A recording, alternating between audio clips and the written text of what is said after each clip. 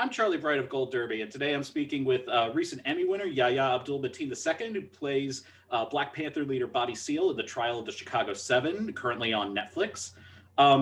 Yahya, there's like a million questions I wanted to ask you, and the events of this past week only multiplied that. So I wanted, I wanted to ask, uh, were there any thoughts you had about playing someone like Bobby Seale while watching the events of this past week, watching a mob of mostly white insurrectionists storm the Capitol and walk away from the scene without being arrested? One of the recent thoughts that I had about that was, you know, I looked at the whole episode with a lot of humor. You know, that's exactly the thing that they thought that the Black Panthers would do. You know, arm themselves and run into the Capitol building and take people hostage and you know break into businesses and places and demand things and hostile takeovers. It's interesting because through their words, they express, and when I say they, I mean a lot of the times the people who align themselves in opposition to honorable causes, such as causes of the Black Panther Party. They reveal their own true desires through expressing their fears. You know, and they project their own fears or their own desires onto the other party. When they talk about their fear and when they talk about their expectations. And the Black Panther Party never did any of those things. And in fact, it was them who, when they were dissatisfied and when they were, upset, and when that they took to the streets and took to the buildings and armed themselves and ran in and went to the extreme and turned themselves into, the terrorists, mobs that they projected onto people like Bobby Seale. So I sat back this weekend as that was playing out. I hope Bobby Seale did too. I hope he kicked his feet up like I did and kind of had a laugh and then had a very relaxing day because, as I just said a little while ago, I think that the true revolutionaries, they never get a day off. But I think that was this past week, if anything, was a time where, where they deserve to say, you know what, that specifically is not my fight. I fought a lot of fights, and I will continue to fight a lot of fights, but this one is not my fight, and I'm going to sit back. I'm going to sit back and not be overwhelmed with this particular struggle. So that was sort of my humorous position on that. Well, I mean, also, you grew. It's interesting. I mean, you grew up in Oakland, Yeah, which is where Bobby started the Panthers. I yeah. mean, how familiar were you with Seale's history when you took this part? I was familiar with his history, with his history as a leader, as a very charismatic, outspoken leader in the Black Panthers. I grew up less than a mile away from DeFermi Park. In fact, I'd go to DeFermi Park for basketball practice. I played pool at DeFermi Park. It's a park in West Oakland that was one of the main meeting points for a lot of the community service events that were held and hosted by the Black Panthers at the time. And being a revolutionary from Oakland, they usually come with a couple characteristics. One is that they're very charismatic. Another is that they're very outspoken, passionate, and energetic. And Bobby Seale, in my research of him, he was all of those things. Loves to hear himself talk. Loves loves people. Loves to perform, but extremely knowledgeable and passionate as well. So when I started to turn those pages, I got a couple pages into some of Bobby's dialogue, and I said, oh yeah, I have to do this. I wanted to be a part of it even before I could finish the script. Before I got to even a third way through the script, I said that this would be a good opportunity to represent a hometown great. Did you get to meet Seal at all No, in the lead, or had you met him? I don't know if he was a fixture in Oakland at that time. definitely a fixture in Oakland. I believe in my memory, I have seen him. I've seen him speak once in my life. I think I might have been in high school, maybe a sophomore in high school. But in the endeavors of this project, I wasn't able to get in contact uh, I wasn't able to get in contact with him. I'm still hoping to do that, and you know, to thank him for everything, and you know, to thank him for you know, for being Bobby Seale. You know. Were there any aspects? You said, of course. I mean, I can't imagine that you grow up in Oakland and not know who Bobby Seale was. But were there any aspects of Seale's life that you learned about in the lead up to playing this that surprised you in advance of this role?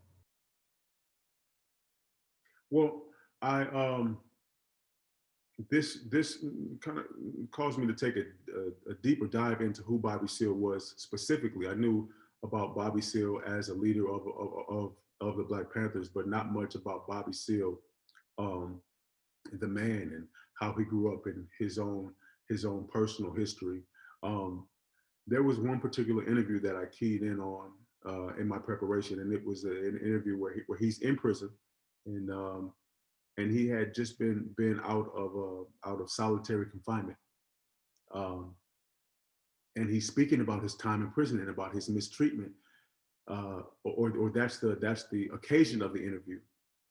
But he goes into talking about how to make a stew, and he's talking about, well, first you get the meat, and then you get the butter, and then you get the potatoes and the onions, and he goes on at length talking about how to make a stew. And he has this smile on his face, and he is not in prison when he's talking about this food. He is in a five-star kitchen, or he's in his kitchen at home, but he's on top of the world. I said, oh, this is a resilient man, because if you knew what to be in solitary confinement in the hole, a Black man in 1960, 68, 60, 1969, that's a very horrific, isolating experience that's designed to break an individual. But yet here he is, and he has this sneaky smile on his face, and he's trying to sneak a cigarette, and he's talking about, you know, wanting to go back home and can't wait to get out because he wants to see his girl, but he also wants to just cook a meal in the different ways that you can cook a meal. And you know, that was an insight into his humanity and into, you know, to his desires. We never really hear about those things. We hear about all of the powerful revolutionary acts, but it's also, I believe, a revolutionary act of survival to come to be in the midst of a situation like that, and to have the humanity and to have the strength to still connect to something as that could not be further away from prison, you know, and something like cooking a meal and wanting to get home and still being able to connect to the pleasure in an activity like that. So I learned a lot about him, his strength of character, about his ability to access joy in dark times. And that was important for me as I went throughout my performance. So, I mean, I also, this may just seem like a generic question, but I'm truly interested in, you know, you read about what happened to Bobby Seale during that trial, especially, of course, the being bound and gagged. It's one thing to read about it, but it is certainly another thing to see it. Mhm. And I'm guessing for you, on another level, it was on another level of, you know, actually being bound and gagged in while filming that. What was it like filming that scene? Man, it was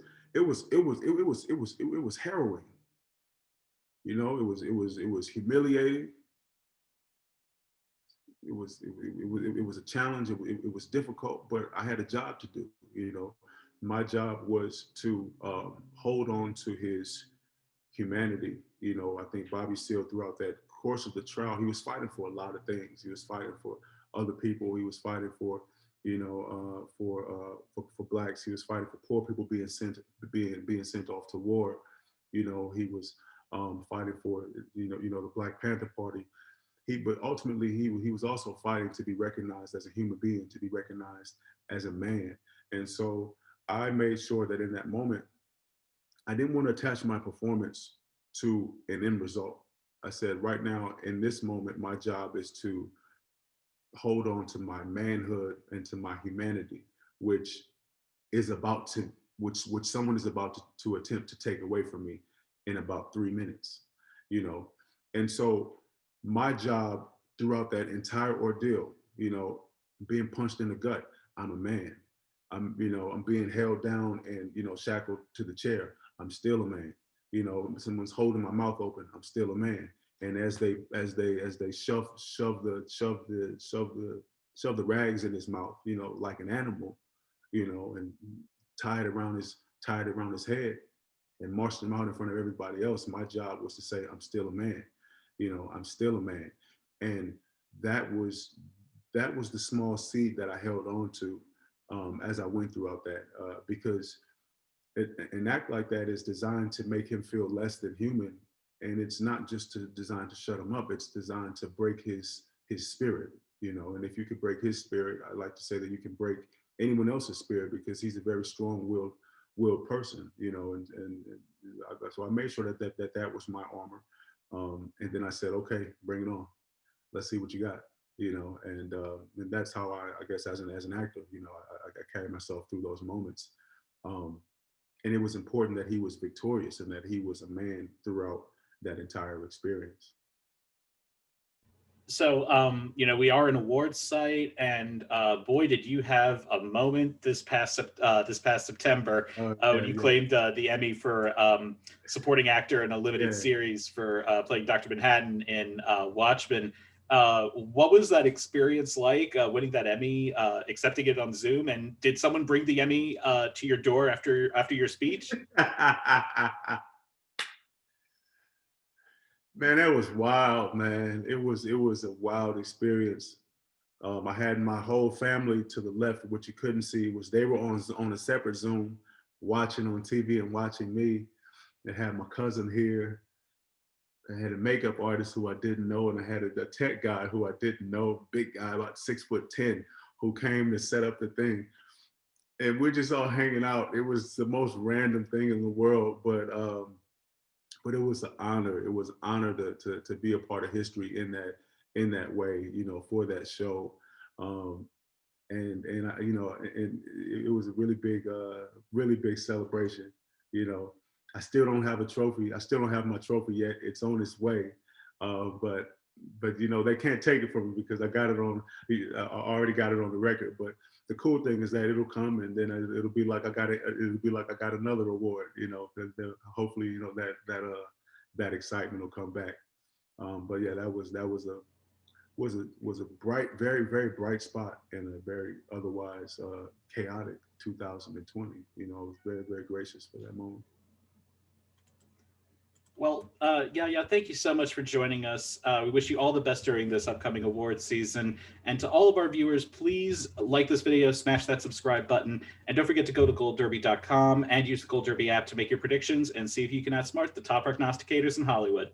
Thanks so much, Yahya. Thanks so much. I appreciate you.